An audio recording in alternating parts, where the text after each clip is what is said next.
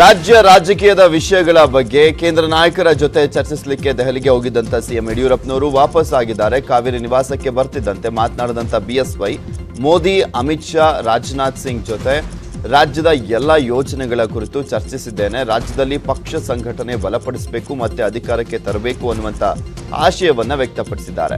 ಹೀಗಾಗಿ ಪಕ್ಷದ ಸಂಘಟನೆಯನ್ನ ಪ್ರಾಮಾಣಿಕವಾಗಿ ಮಾಡುತ್ತೇನೆ ಅಂತ ಹೇಳಿದ್ದಾರೆ. ದೆಹಲಿಯಲ್ಲಿ ನಾಯಕತ್ವ ಬದಲಾವಣೆ ಬಗ್ಗೆ ಯಾವುದೇ ಚರ್ಚೆ ಆಗಿಲ್ಲ, ನಾವೆಲ್ಲ ಒಗ್ಗಟ್ಟಾಗಿ ಹೋಗ್ತೀವಿ ಅಂತ ಹೇಳಿದ್ದಾರೆ. ದೆಹಲಿ ಪ್ರವಾಸ ಬಹಳ ಯಶಸ್ವಿಯಾಗಿ ಮಾಡ್ಕೊಂಡು ಬಂದಿದ್ದೇನೆ. ಪ್ರಧಾನಿ ನರೇಂದ್ರ ಮೋದಿ ಅವರ ಜೊತೆ ಒಂದು ಅರ್ಧ ಗಂಟೆ ರಾಜ್ಯದ ದೇಶದ ರಾಜಕೀಯ ಪರಿಸ್ಥಿತಿಗಳ ಬಗ್ಗೆ, ಅದೇ ರೀತಿ ನಮ್ಮ ಗೃಹ ಸಚಿವ ಅಮಿತ್ ಶಾ ಜೊತೆಗೆ ಇವತ್ತು ಮಾತುಕತೆ, ರಾಜನಾಥ್ ಸಿಂಗ್ ಜೊತೆಗೆ ಮಾತುಕತೆ, ನಮ್ಮ ಅಧ್ಯಕ್ಷರಾದ ನಡ್ಡಾ ಜೊತೆಗೆ ಮಾತುಕತೆ, ಹೀಗೆ ಎಲ್ಲರ ಜೊತೆಗೆ ರಾಜ್ಯದ ರಾಜಕೀಯ ಪರಿಸ್ಥಿತಿಗಳ ಬಗ್ಗೆ, ಮುಂದೆ ಮಾಡಬೇಕಾದ ಕೆಲಸ ಕಾರ್ಯಗಳ ಬಗ್ಗೆ ಚರ್ಚೆ ಮಾಡಿ ಬಂದಿದ್ದೇನೆ.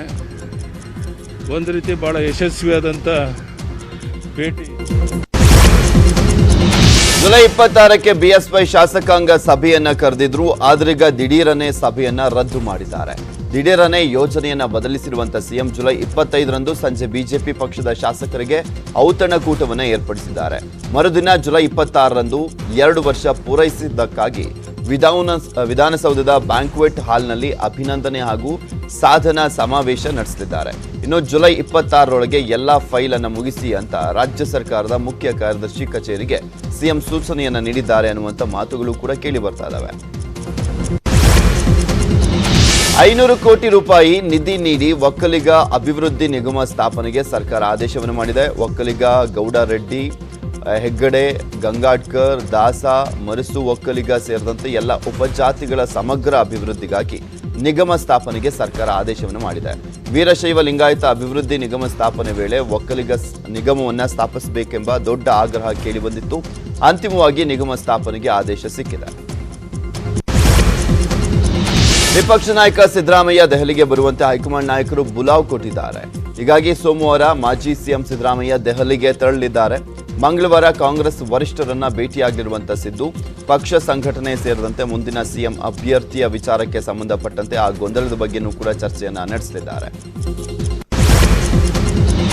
ಮೇಕೆದಾಟು ಯೋಜನೆಗೆ ತಮಿಳುನಾಡು ನಾಯಕರು ಮೇಲಿಂದ ಮೇಲೆ ಕಿರಿಕ್ ಮಾಡ್ತಾನೆ ಇದ್ದಾರೆ. ಕೇಂದ್ರ ಸಚಿವರನ್ನ ಭೇಟಿ ಮಾಡಿದಂತ ತಮಿಳುನಾಡು ನಿಯೋಗ ಮೇಕೆದಾಟು ಯೋಜನೆಗೆ ಅನುಮತಿ ನೀಡದಂತೆ ಮನವಿಯನ್ನು ಮಾಡಿತ್ತು.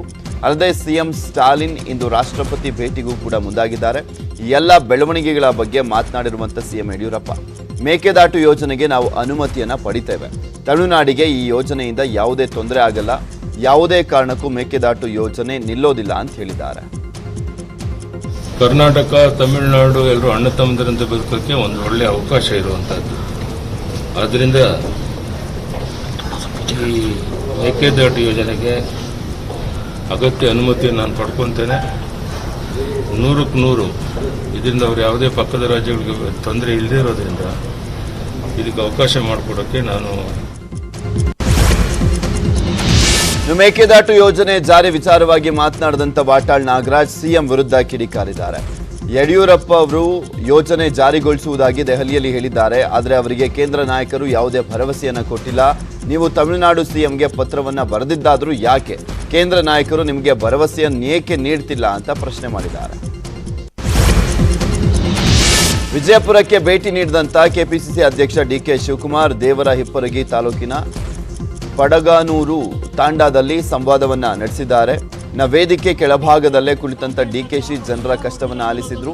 ಈ ವೇಳೆ ಎಂಬಿ ಪಾಟೀಲ್, ಶಿವಾನಂದ ಪಾಟೀಲ್, ಯಶವಂತರಾಯ ಗೌಡ ಪಾಟೀಲ್ ಸೇರಿದಂತೆ ಹಲವು ಕಾಂಗ್ರೆಸ್ ನಾಯಕರು ಭಾಗಿಯಾಗಿದ್ದರು.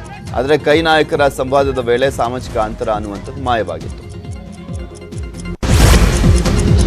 ಹಿರಿಯ ಹೋರಾಟಗಾರ ಮಾಜಿ ಸಂಸದ ಜಿ ಮಾದೇಗೌಡರು ನಿಧನರಾಗಿದ್ದಾರೆ. ಮಂಡ್ಯದ ಕೆಎಂ ದೊಡ್ಡಿಯ ಜಿ ಮಾದೇಗೌಡ ಮಲ್ಟಿ ಸ್ಪೆಷಾಲಿಟಿ ಆಸ್ಪತ್ರೆಯಲ್ಲಿ ಕೊನೆಯುಸಿರೆಳೆದಿದ್ದಾರೆ. ಕೆಲ ದಿನಗಳಿಂದ ಅನಾರೋಗ್ಯದಿಂದ ಬಳಲ್ತಾ ಇದ್ದಂಥ ಜಿ ಮಾದೇಗೌಡರಿಗೆ 94 ವರ್ಷ ವಯಸ್ಸಾಗಿತ್ತು. ನಿನ್ನೆ ನಿಧನ ಹೊಂದಿದ್ದು ಇಂದು ಅಂತ್ಯಕ್ರಿಯೆ ನಡೆಯಲಿದೆ. ಮೊದಲಿಗೆ ಮಂಡ್ಯದ ಬಂದಿಗೌಡ ನಿವಾಸದಲ್ಲಿ ಬೆಳಗ್ಗೆ ಅಂತಿಮ ದರ್ಶನಕ್ಕೆ ಅವಕಾಶವನ್ನು ನೀಡಲಾಗುತ್ತೆ. ಬಳಿಕ 10 ಗಂಟೆಗೆ ಗಾಂಧಿ ಭವನದಲ್ಲಿ ಅಂತಿಮ ದರ್ಶನದ ನಂತರ ಬೆಂಗಳೂರು ಮೈಸೂರು ಹೆದ್ದಾರಿ ಮೂಲಕ ಕೆಎಂ ದೊಡ್ಡಿಗೆ ಪಾರ್ಥಿವ ಶರೀರವನ್ನು ಕೊಂಡೊಯ್ಯಲಾಗುತ್ತೆ.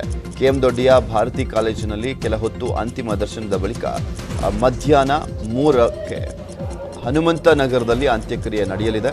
ಮಾದೇಗೌಡರ ನಿಧನಕ್ಕೆ ರಾಜಕೀಯ ನಾಯಕರು ಸೇರಿದಂತೆ ಗಣ್ಯರು ಸಂತಾಪವನ್ನು ಸೂಚಿಸಿದ್ದಾರೆ. ಶ್ರೀ ಮಾದೇಗೌಡರು ಜುಲೈ 14, 1928ರಂದು ಮಂಡ್ಯ ಜಿಲ್ಲೆ ಮದ್ದೂರು ತಾಲೂಕಿನ ಗುರುದೇವರಹಳ್ಳಿ ಗ್ರಾಮದಲ್ಲಿ ಜನಿಸಿದ್ರು. ಪುಟ್ಟೇಗೌಡ ಕಾಳಮ್ಮ ದಂಪತಿಯ ಕೊನೆಯ ಮಗನಾಗಿದ್ದಂಥ ಮಾದೇಗೌಡರು ಮಂಡ್ಯದಲ್ಲಿ ಪ್ರಾಥಮಿಕ ಮತ್ತು ಪ್ರೌಢ ಶಿಕ್ಷಣವನ್ನು ಮುಗಿಸಿದ್ರು. ಮೈಸೂರಿನ ಮಹಾರಾಜ ಕಾಲೇಜಿನಲ್ಲಿ BA ಪದವಿ ಪಡೆದು ಬೆಂಗಳೂರಿನಲ್ಲಿ ವಕೀಲ ಪದವಿಯನ್ನು ಪಡೆದಿದ್ರು. 1962ರಿಂದ 1989ರವರೆಗೆ ಸತತವಾಗಿ 6 ಬಾರಿ ಶಾಸಕರಾಗಿದ್ದಂಥ ಮಾದೇಗೌಡರು ಆರ್ ಗುಂಡೂರಾವ್ ಸಂಪುಟದಲ್ಲಿ ಅರಣ್ಯ ಮತ್ತು ಗಣಿ ಸಚಿವರಾಗಿದ್ದರು. 1991ರಲ್ಲಿ ಮರುಚುನಾವಣೆಯಲ್ಲಿ ಸಂಸದರಾಗಿ ಆಯ್ಕೆಯಾಗಿದ್ದರು. 2012ರ ಜನವರಿಯಲ್ಲಿ ಮೈಸೂರು ವಿಶ್ವವಿದ್ಯಾಲಯದಿಂದ ಗೌರವ ಡಾಕ್ಟರೇಟ್ ಪದವಿಯ ಗೌರವಕ್ಕೆ ಪಾತ್ರರಾಗಿದ್ದರು.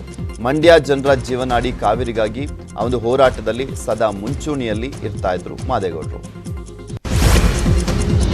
ಲಾರಿ ಮಗುಚಿ 2 ಕಾರ್ಮಿಕರು ದುರ್ಮರಣಕ್ಕೀಡಾಗಿದ್ದಾರೆ. ಕೊಡಗು ಜಿಲ್ಲೆ ಮಡಿಕೇರಿ ತಾಲೂಕಿನ ಚರಂಬಾಣಿಯಲ್ಲಿ ತಡೆಗೋಡೆ ಕಾಮಗಾರಿ ನಡೀತಾ ಇದ್ದಂಥ ಸಂದರ್ಭದಲ್ಲಿ ಒಂದು ಘಟನೆ ನಡೆದಿದೆ. ಮೃತರು ಹುಬ್ಬಳ್ಳಿ ಮೂಲದ ಕಾರ್ಮಿಕರು ಎಂಬ ಮಾಹಿತಿ ಸಿಕ್ಕಿದೆ. ಸಿದ್ಧಾರೂಢ ಆಶ್ರಮದ ಬಳಿ ನಡೀತಾ ಇದ್ದಂಥ ತಡೆಗೋಡೆ ಕಾಮಗಾರಿ ವೇಳೆ ಕಾಂಕ್ರೀಟ್ ಮಿಕ್ಸರ್ ಲಾರಿ ಮಗುಚಿ ಬಿದ್ದಂಥ ಹಿನ್ನೆಲೆಯಲ್ಲಿ ಲಾರಿ ಅಡಿಗೆ ಸಿಲುಕಿ 2 ಕಾರ್ಮಿಕರು ಸಾವನ್ನಪ್ಪಿದರು.